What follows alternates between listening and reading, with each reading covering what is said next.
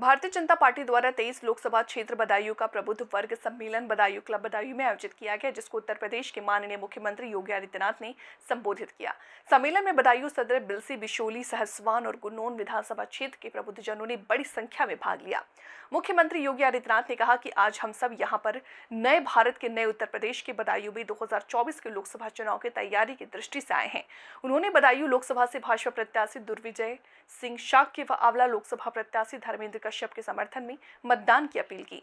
उन्होंने कहा, पहले 3 वर्ष में मोदी जी भारत को दुनिया की तीसरी महाशक्ति के रूप में स्थापित करने जा रहे थे। विकसित भारत की यही आधारशिला होगा। उत्तर प्रदेश विकसित होगा तो बदायूं भी विकसित होगा। 2 महीने पहले दातागंज में हम लोगों ने संयंत्र को स्थापित किया। तब भी मैंने कहा था कि विकसित भारत के लिए विकसित उत्तर प्रदेश और विकसित उत्तर प्रदेश के लिए विकसित बदायूं आवश्यक है। फ्री में राशन की सौगात मिलना, ये मोदी की गारंटी है। 10 करोड़ महिलाओं को फ्री में उज्ज्वला योजना का रसोई गैस का सिलेंडर मिलना, ये मोदी की गारंटी है। 12 करोड़ परिवारों में 60 करोड़ लोगों को 5 लाख रुपए की स्वास्थ्य बीमा का कवर मिलना, ये मोदी की गारंटी है। 80 करोड़ गरीबों को फ्री में राशन मिलना, ये मोदी की गारंटी है। और बहनों और भाइयों, अयोध्या में भगवान राम का भव्य राम मंदिर का निर्माण हो जाना, रामलला का पूरा 500 वर्षों के बाद विराजमान होना, यही मोदी की गारंटी है। और इसीलिए हम सब आपके बीच आए हैं। हमको देखना होगा, एक तरफ समाजवादी पार्टी और कांग्रेस का गठबंधन है। समाजवादी पार्टी के लोग, कांग्रेस के लोग क्या नहीं करते थे प्रदेश की बारे में, क्या नहीं बोलते हैं, बाहर बदनाम करते थे, पहचान का संकट उन्होंने खड़ा कर दिया, अराजकता फैलाते थे, कावड़ यात्रा में बैन लगाते थे। ये कर्फ्यू के समर्थक हैं। हमने कहा नए उत्तर प्रदेश में कर्फ्यू नहीं, कावड़ यात्रा चलेगी। आज आप देखते होंगे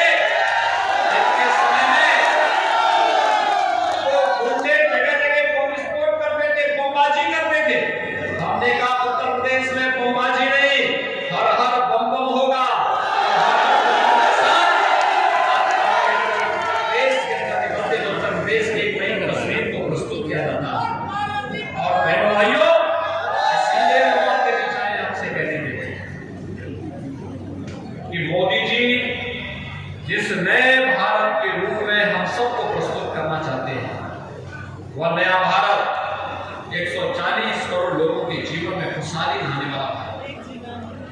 उस नए भारत के लिए हम सबको प्राणपण से जुड़ना है और इसमें हमारे प्रबुद्धजनों की सबसे बड़ी भूमिका होने जा रही है। हमारा प्रबुद्धजन जिस प्रभावी तरीके से इस कैंपेन को अपने हाथों में लेगा, कैंपेन के रूप में आपको कार्य करना है, एक व्यक्ति को मतदान के लिए प्रेरित करना है। 30 चरण में यहाँ मतदान है। तब तक हो सकता है मौसम और कुछ गर्म हो, लेकिन हमें उसकी चिंता नहीं करनी है। सर्दी हो, गर्मी हो, बरसात हो, कोई भी मौसम हो, हमें इसकी चिंता नहीं करनी है।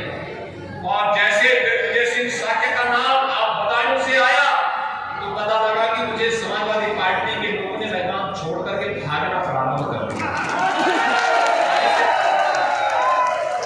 एक प्रत्याशी आए और भाग गए, अब दूसरे भी आकर के भागने की तैयारी में फिर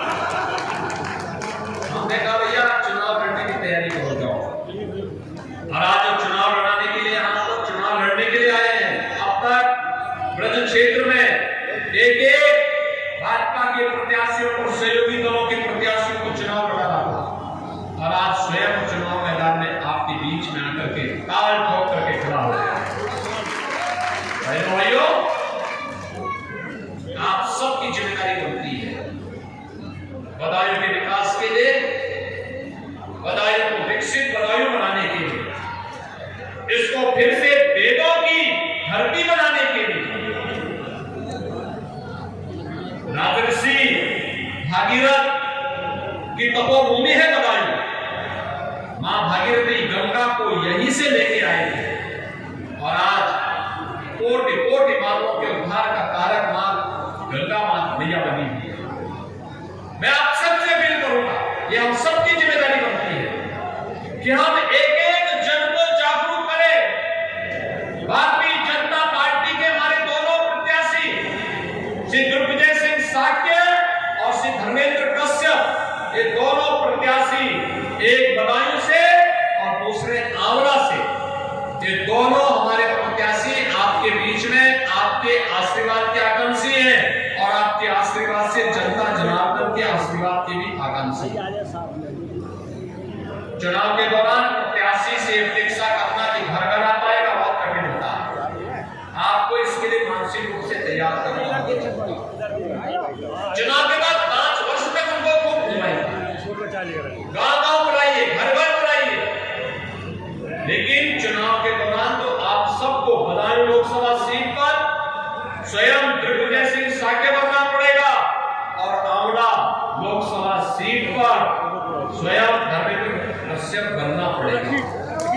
और इसके लिए मैं आप सभी प्रबुद्ध जनों से, यहाँ पे अधिवक्ता भी हैं, चिकित्सक भी हैं, शिक्षक भी हैं, व्यापार मंडल और उद्यम से जुड़े हुए लोग हैं, यहाँ पर तमाम सामाजिक संगठनों से जुड़े हुए लोग भी हैं, उनके पदाधिकारी भी हैं।